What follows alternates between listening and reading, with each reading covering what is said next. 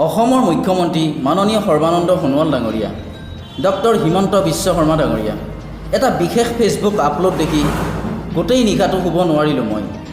এগৰাকী বৃদ্ধা জননীয়ে চকুলো টুকিছে, হিয়া ঢাকুৰি কান্দিছে। তেওঁৰে এজন সন্তান আজি কাৰাৰুদ্ধ। মই চিনি পাওঁ একমাত্ৰ গণতন্ত্ৰক সন্মান কৰিব লাগে। মাথো এয়া এগৰাকী বিশিষ্ট শিল্পী মহেন্দ্ৰ হাজৰিকাৰ চৰকাৰলৈ বিশেষ আহ্বান।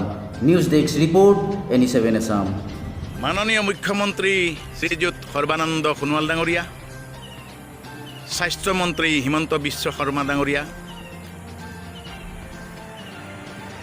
গোটেই ৰাতিটো শুব নোৱাৰিলোঁ বিশেষ এটা কথা বা বিশেষ এটা ফেচবুকৰ আপলোড দেখি পেলাই। এগৰাকী বৃদ্ধা জননী ৰোগীয়া বৃদ্ধা জননীয়ে চকুলো টুকিছে, হিয়া ঢাকুৰি কান্দিছে। তেওঁৰে এজন সন্তান কাৰাগাৰত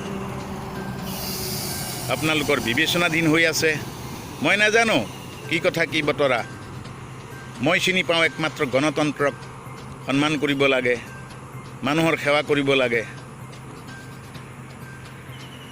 আপোনালোকৰ পৰা আশা কৰিম যাতে সেই বৃদ্ধা মাতৃগৰাকীক আপোনালোকে অকণমান সুখ দিয়ক, আপোনালোকে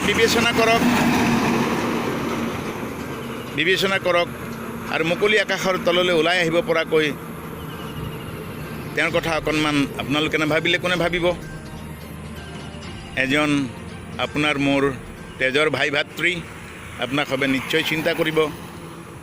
আৰু এটা কথা চিন্তা কৰক, তেখেতৰ পৰিবাৰৰ মনৰ কথাও ভাবক, এগৰাকী মহিলা মাতৃ, আৰু সেই তেখেতৰ সন্তানটোৰ কথা ভাবক। এই মুহূৰ্তত সেই ল'ৰাটোৱে কি ভাবিছে, কি উপলব্ধি কৰিছে।